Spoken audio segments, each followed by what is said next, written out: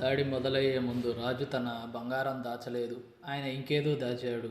దేవాలయంలోని ఒక గదికి తాళం వేసి ఇలా ఆజ్ఞాపించాడు: ఈ తలుపులు ఇకపై ఎప్పుడూ తెరవకూడదు అని.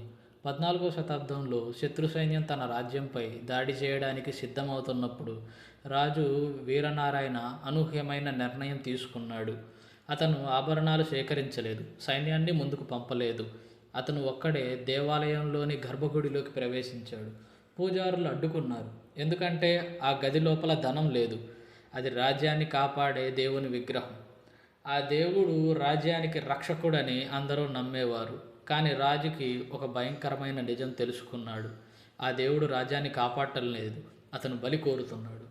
ప్రతి విజయం రక్తం తర్వాతే వచ్చేది. రాజుకు అర్థమైంది, ఇది ఆశీర్వాదం కాదు, ఇది శాపం అని. ఆ రాత్రి రాజు పూజారులతో కలిసి భూగర్భ గదిని ఇనుప గొలుసులతో మూసివేశాడు. ఒక రహస్య కర్మ నిర్వహించాడు. ఆపై ఇలా ప్రకటించాడు: శపించబడిన రాజ్యం కంటే బలహీనమైన రాజ్యం మంచిదని. మరుసటి రోజు శత్రు సైన్యం నగర ద్వారాలకు చేరుకుంది. విచిత్రంగా ద్వారాలు తెరిచే ఉన్నాయి. ఎవరూ ఎదురు నిలబడలేదు. రాజు కనిపించలేదు. రాజు వీరనారాయణ కూడా కనిపించలేదు.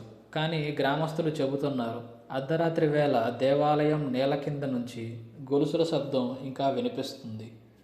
రాజు ప్రజలను కాపాడా, లేక ఏకైక రక్షకుణ్ణి బంధించాడా? దేవుడు గదిలో బంధించబడితే ఈ దేవాలయాన్ని శతాబ్దాలుగా కాపాడుతున్నది ఎవరు? If you like this video, please like, share and subscribe to Sai Charan Chronicles. And don't forget to click bell icon for latest updates.